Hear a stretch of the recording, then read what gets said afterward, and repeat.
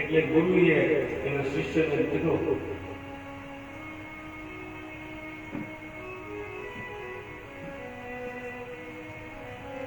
કે બેટા આપણે સંન્યાસી છીએ, આપણે પૈસાને શું કરવા? આનો ત્યાગ કરી દે, આને છોડી દે, ત્યાગી દે. જો મને મળ્યું છે ને એને હું ત્યાગ કરતો છું.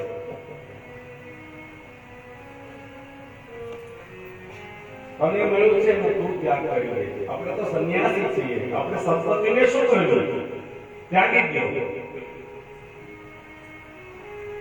એટલે ગુરુ પાસે આપણે ત્યાગ કરી દીધો. ઓલા શિષ્યએ ખાલી ત્યાગ કરવાની કળા કરી પણ ત્યાગ ન કર્યો.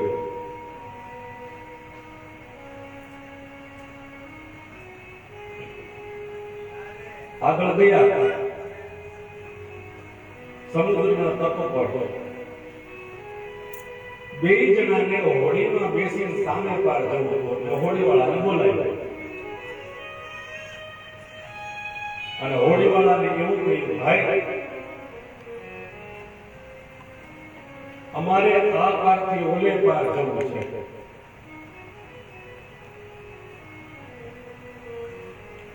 તો અમને લઈ જાય છે?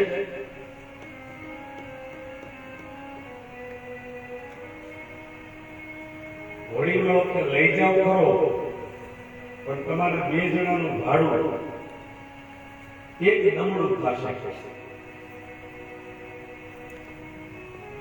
એટલે ગુરુએ કીધું, ભાઈ હવે તો સંન્યાસી છીએ, અમારી પાસે સંપત્તિ ન હોય,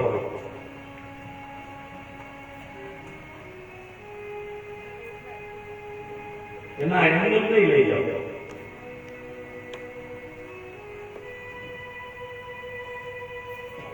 કટોલા શિષ્ય ઉભર હોય મારી પાસે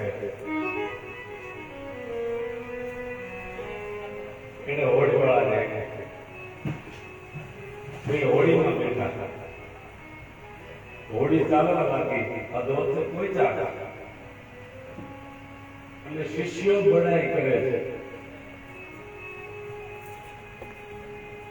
જોજી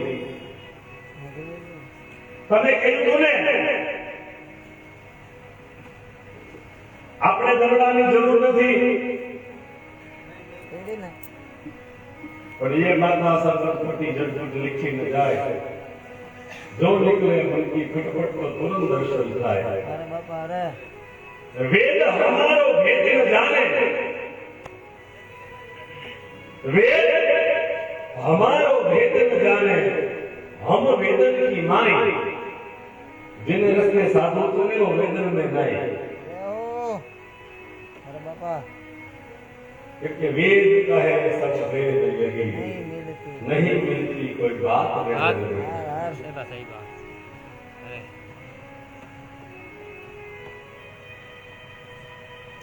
जो जी हमें कीधु तू नाखी दे, त्यागी दे. તમે ત્યાગી દીધું. જો મેં ત્યાગી દીધું હોત ને તો આપણે આ પારથી ઓલે પાર ન જઈ શકત.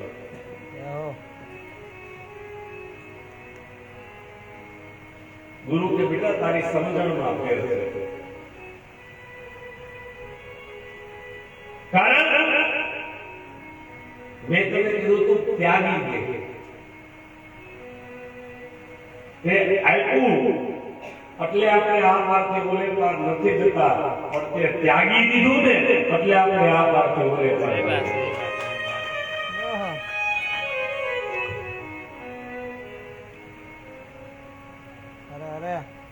એટલે જીવનમાં ત્યાગની ભાવના મોટી છે. અને એ જ ગુરુ મંત્ર બધાય હશે, ગમે એવું થઈ જાય.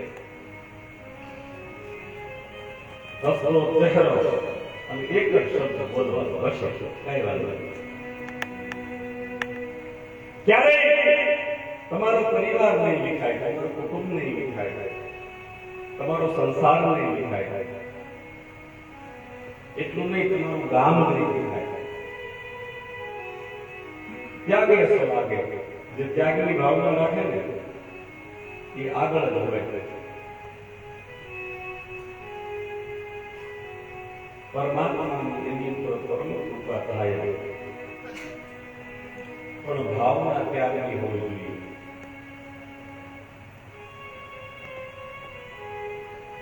ઈશ્વર રાજી થાય, પણ ભાવના તમારી ત્યાગની હોવી જોઈએ. સરળ સ્વભાવથી તમે કોઈ પણ દેવી દેવતાઓને ભજો, એટલે જ્યારે તમારો સમય પાકે ને ત્યારે ઈશ્વર આવીને તમારું કામ કરે આવે ત્યારે એને ઓળખી જવું. કઈ માગવાનું કે તો તમારી સમજણ હોવી જોઈએ શું માગવું, અને જે કઈ મળે ને એની ઉપર પૂર્ણ શ્રદ્ધા રાખવી, અને જીવનમાં ક્યારેય કોઈની કસોટી ન કરવી. કેમ કે કસોટીનું પરિણામ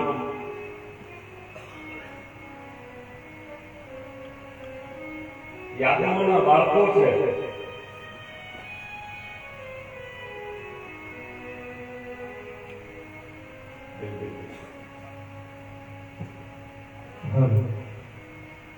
બોલો દ્વારિકાધીશ કી જય.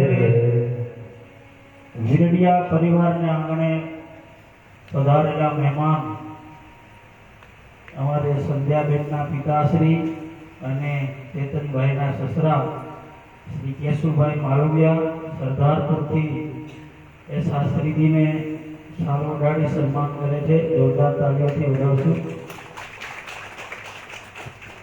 અને બોલો દ્વારિકાધીશ કી જય. સાગરભાઈ માલવિયા એ સરદારપુર અને અમારે સરદારપુરથી શાસ્ત્રી શ્રી જયદીપભાઈ જોશી એમને પણ સારો ઉડાડી સન્માન કરે છે. જોરદાર તાળીઓથી વધાવશું. બોલો કૃષ્ણ કનૈયા કી જય.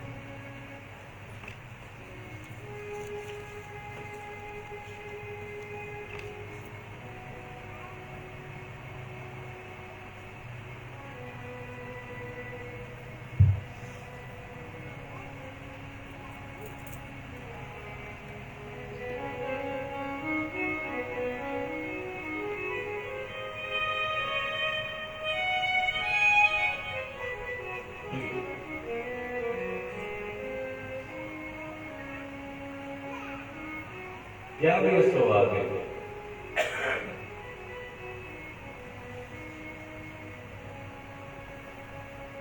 સરદારપુરમાં મારી પાસે મારા સંપ્રદાયથી હાલવા વાળી કમસે કમ કાઠી દરબારની 10 દીકરીઓ છે મારી.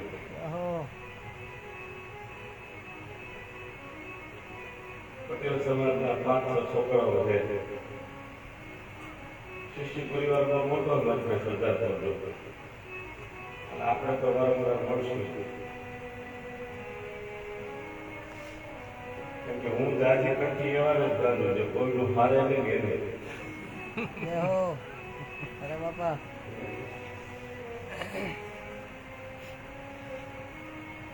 રબારી, ભડવા, આયર, દરબારો, કેમ કે અમે વાતો ને વાતો.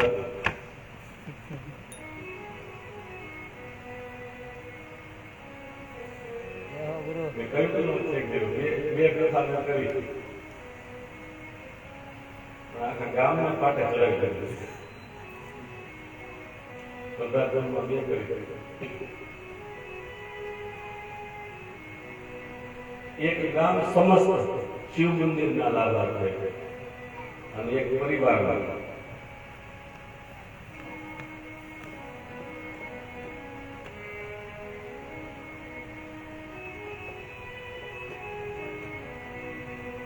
વરદાન મળે ને એને સહજતાથી ભોગવવું. ઈશ્વર રાજી થાય ને તો કંઈક આપે પણ એની કસોટી ન કરવી. યાદવાના બાળકો ભેગા થયા તો કે ભગવાનની લીલા છે. આગળ તો પરમાત્માનો એક સંકલ્પ છે કે પવિત્રાણાય સાધુના યદા યદા હિ ધર્મસ્ય જ્ઞાનિર્ભવતુ ભારત અભ્યુત્થાનમ ધર્મસ્ય તદાત્માનમ સુજામ્યઃ. હું જાઉં છું એવું ભગવાન નથી કીધું. હું કઈ ઊભું કરું, હું સર્જન કરું છું. સુજામ્યઃ મારું જ એવું સર્જન કરેલું હોય કે જેનાથી આ સૃષ્ટિનું કલ્યાણ થાય. ભગવાને ઘણા દૈત્યો ઉદ્ધાર કર્યો, ઘણાને ભગવાને પરમગતિ આપી. હવે ભગવાન એના કુટુંબમાં નજર કરે છે.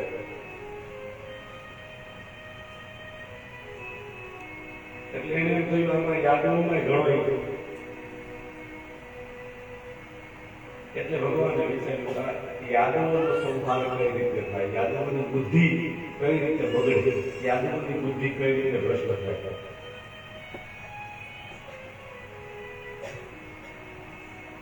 એટલે યાદવોના નાના નાના બાળકો રમતા હતા ને એની ભગવાનને મતિ ફેરવી, બુદ્ધિ ફેરવી.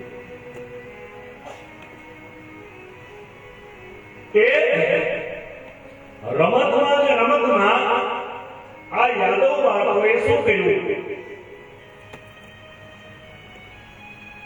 એક યાદવનું બાળક હતો ને એને સ્ત્રીના કપડા પહેરે અને એના પેટ ઉપર ઊંધી કાસળી બાંધી. યાદવના બાળકને સ્ત્રીના કપડા પહેરાવ્યા પણ એના પેટ ઉપર કાસળી બાંધી ઊંધી. અને પછી એક ઋષિ તપ કરતા હતા ને ત્યાં લઈ ગયા. ત્યાં જઈ વંદન કરે, પ્રાર્થના કરી, હે મહામુનિ, અમે એક પ્રશ્ન કરવા માટે તમારી પાસે આવ્યા છે. અમારે થોડું જાણવું છે ને એટલે તમારી પાસે આવ્યા છીએ. બોલે શું? આ એક સ્ત્રી છે. આ એક સ્ત્રી છે અને એના ઉદરની અંદર, એના પેટની અંદર ગર્ભ છે. તો અમારે, તમે જ્ઞાની છો, તમારી પાસેથી જાણવું છે કે આના પેટમાંથી શું નીકળશે. આવી યાદવોના બાળકોએ એક ઋષિની લશ્કરી કરી. ઋષિએ આંખ ખોલીને જોયું, સમજી ગયા. એટલે ઋષિ ક્રોધે ભરાણા અને ઋષિએ ક્રોધમાં કહ્યું કે એના પેટમાંથી જે નીકળશે ને એ તમારા આખા યાદવ કુળનું સંહાર કરનારું નીકળશે.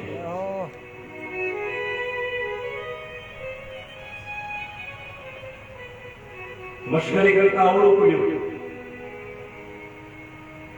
બાળકો તો મશ્કરી કરતા હતા પણ મોટો શ્રાપ મળી ગયો. હાહાકાર મચી ગયો. એટલે ઓગણીસે રાજા પાસે યાદવના બાળકો જાય, એને વાત કરે કે અમે ભૂલ અમારી છે, અમે રમતમાં પુરુષને સ્ત્રીના કપડા પહેરેવા એક ઋષિની આવી મશ્કરી કરી એટલે ઋષિએ શ્રાપ દીધો અને કહ્યું કે એના પેટમાંથી જે નીકળશે એ આખા યાદવ કુળના સંહાર કરનારું નીકળશે.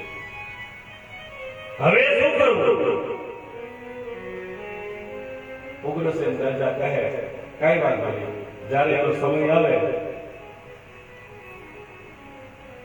ત્યારે જોયું જશે, અત્યારે જવા દો. એટલે શક્તિ ક્યાંથી મળે, કઈ રીતે મળે આપણે સમજી ન શકીએ. મેં એક દિવસ તમને કહ્યું હતું, તમારા આંગણે કોઈ આવે, તમારે ન આપવું હોય તો બે હાથ જોડી અને એને જવા દો. પણ તમારી વાણી, તમારો વ્યવહાર, તમારા વર્તનથી જો એના હૃદયને ઠેસ પહોંચે ને તો એમાં ઘણું ભોગવવાનું રહ્યો. આપણું ફરજિયાત નથી એમને કઈ આપવું, એ ફરજિયાત નથી. ના પાડી દો, ક્ષમા કરો, અમારી કોઈ એવી ક્ષમતા નથી કે અમે તમને કઈ આપી શકીએ.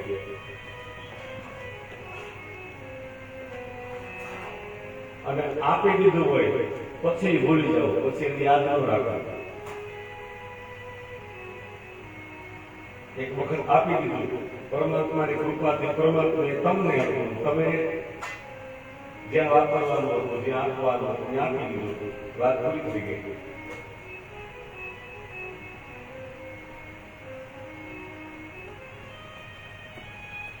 ત્યાંથી પછી એને મનમાં ન રાખો, એને છોડી દો, પછી એને યાદ કરવાની જરૂર નથી. એવું જ બીજું ઉદાહરણ, બે ગુરુ ભાઈઓ હતા.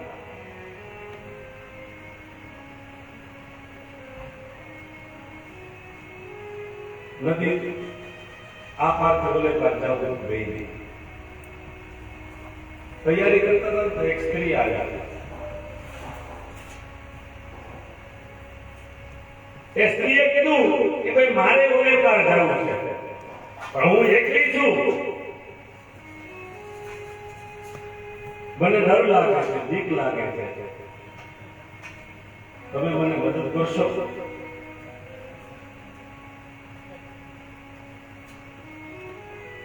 એક શિષ્યએ કીધું, એક ગુરુભાઈએ કીધું કે હા હા કઈ વાત નહીં, હા હું તને તેડી લઉં. એટલે બીજું કે શું બોલે છે, આપણા ગુરુએ ના પાડી છે કે કોઈ પણ સ્ત્રીનો સ્પર્શ ન કરવો. ન તો એને તેડવાની વાત કરે છે, ખભે બેસાડવાની વાત કરે છે. બોલે એમાં શું થઈ ગયું? ગુરુ મહારાજે ના પાડી છે, કઈ વાત નથી. સ્ત્રીને ખંગે બેસાડ્યો, બે જણા નદી વચ્ચેથી હાલે ઓલી પાર ગયા. ઓલી પાર ગયા એટલે શિષ્ય સ્ત્રીને નીચે ઉતારી દીધી અને બે ગુરુ ભાઈઓ હાલવા લાગ્યા. હાલતા હાલતા હાલતા ઘણો માર્ગ કપાણો ને પછી ઓલો કહે છે ભાઈ તે બહુ મોટી ભૂલ કરી, તે બહુ મોટી ભૂલ કરી છે, આવું આપણે નહોતું કરવાનું અને આવું ન કરાય. આપણા ગુરુજીને ખબર પડશે તો બેયને સજા કરશે. ઓલો કે શું કેવું ન કરાય, શું મેં કહ્યું? આપણને સ્ત્રીનો સ્પર્શ કરવાની ના પાડી છે અને તે સ્ત્રીને ગમે બેસાડી અને આંખથી બોલે બાર બતાવી કે આવું આપણે કરાય? કે કઈ સ્ત્રી, કેવી સ્ત્રી, કઈ સ્ત્રી? કે હમણાં તે કાંઠે ઉતારી, એને મેં તો કાંઠે ઉતારી દીધી, તું હજી હારે લઈને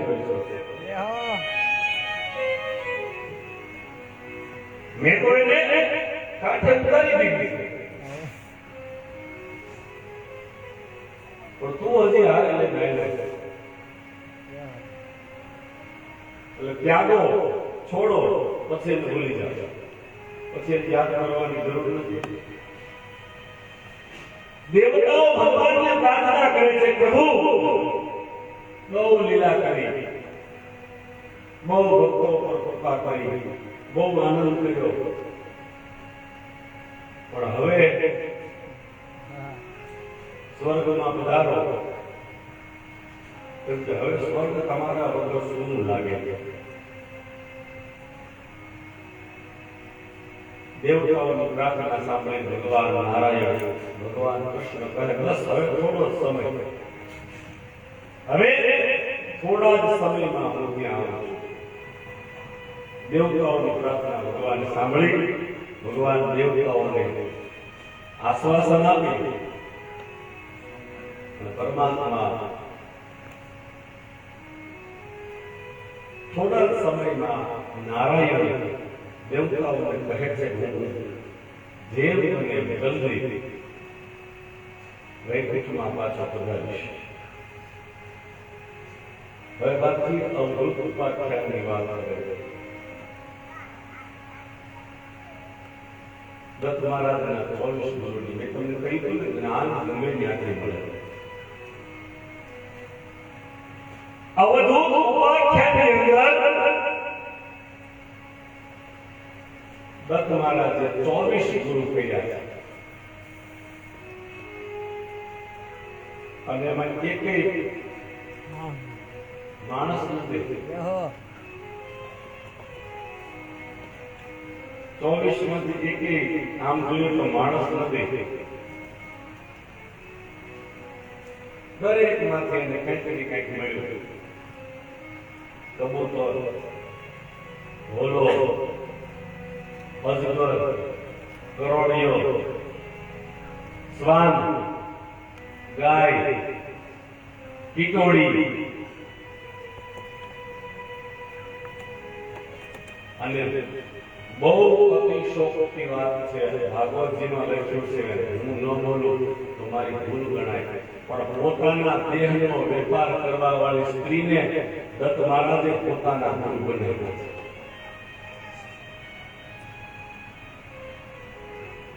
જેની પાસેથી વ્યક્તિને કઈ મળે ને, દત્તભાવની તમને વાતચીતમાં લખ્યું છે, ગણિકા તાળિયા પથ્થર ગણિકા આવ્યા.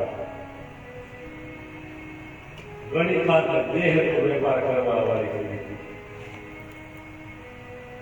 તાળિયા પથ્થર ગણિકા આવ્યા. આવું કોઈ કથાકાર તમને સ્પષ્ટ ભાષામાં નહીં કહે,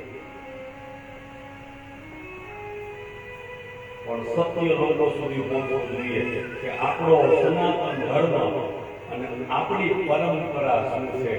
દત્ત મહારાજનું કહેવાનું ઈ છે કે જેમની પાસેથી જો શ્વાન સૂકું હોય, તમારી શેરીનું હોય, તમે રાત્રે 12 વાગે 2 વાગે નીકળો, હવે આંખ ખોલીને જોયે કોણ આવ્યું, ક્યાં તો રાજુભાઈ છે, શેરીવાળા સજાવા જેવા પાછું આવી જાય. પણ સજા કેટલું છે? દત્ત મહારાજ જલ્દી કાંઈ એવો ગુણ નથી.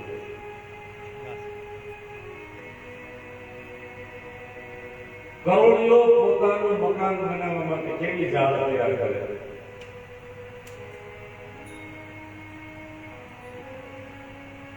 તો એની પાસેથી એવો ગુણ લીધો.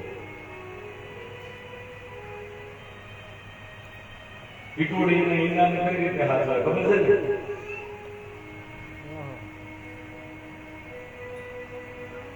પારિવારિક જીવનમાં કેમ જીવવું, કઈ રીતે રહેવું, એની પાસેથી એવો ગુણ લીધો. અજગરની નીતિ કેવી હોય? એ ફૂંક મારે એટલે તમને ઘેર ચલાવી દે, ઊંઘ આવી જાય.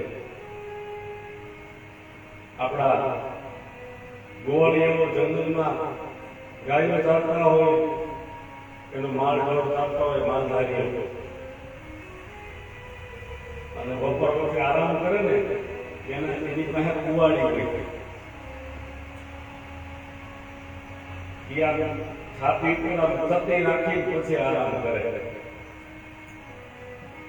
જેમ કે અજગરનો ભેદ ક્યારે ચડે ત્યારે ફૂંક મારે ભેદ જુદી જાય એ ખબર ન પડે, એટલે જોઈને ગળવાનો પ્રયત્ન કરે ને ઓલી કુવાડી આમ થતી હોય ને એટલે જેવું મોઢું મૂકે એમ ચીરાઈ જાય.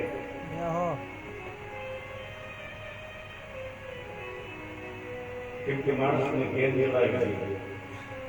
અને પરિવારનું રક્ષણ કરવા માટે વ્યક્તિ પોતાના દેહ સામે ન જોવે એવો ગુણ એને ગણિકા પાસેથી લીધો. ગાયની અંદર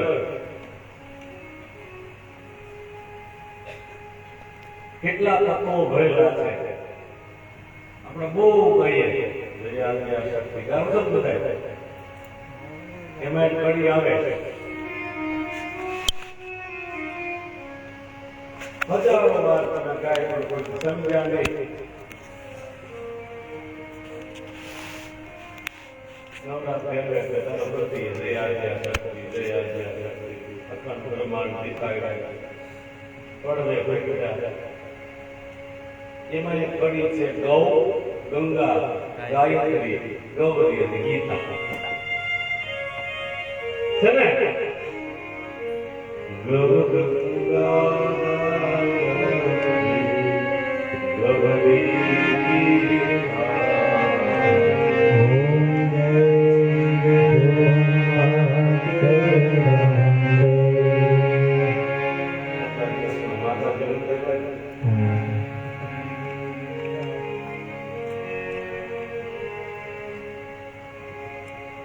શક્તિ વગર કઈ ન થાય.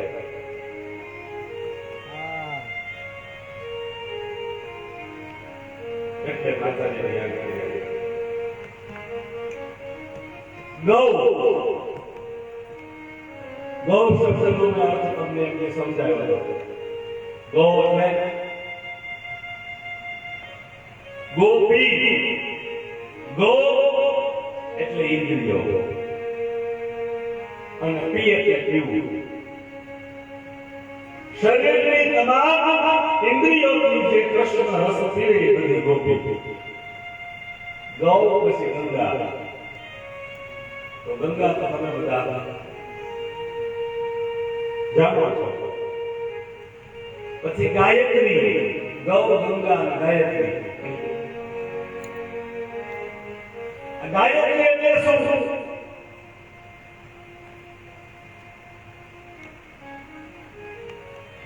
ઓમ ભૂર્ભુવઃ એ ગાયત્રી.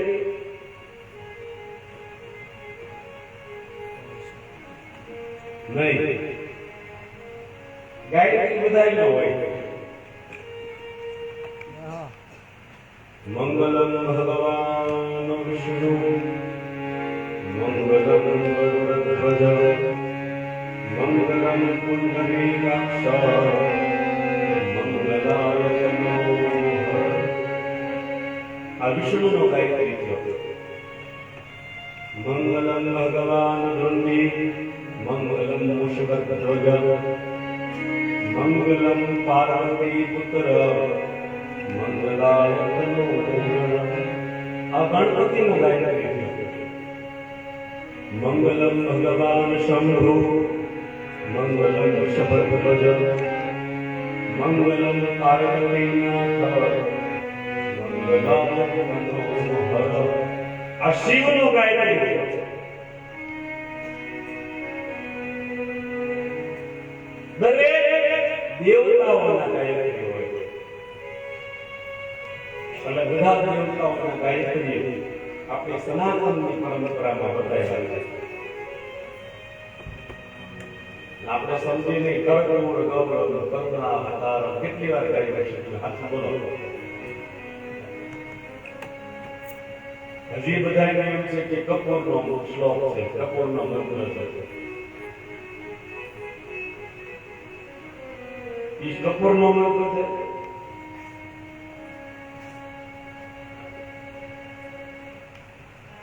કર્પૂર ગૌરમ બોલીએ ને એટલે બધા કપૂર પેટાવીને આરતી ઉતારતા. એવું કરો છો ને? કર્પૂર ગૌરવ કરુણાવતારમ. અને નો પેટાવીએ તો ભૂદેવોનો વાર્તા કરે. કપૂર ક્યાં ગયો?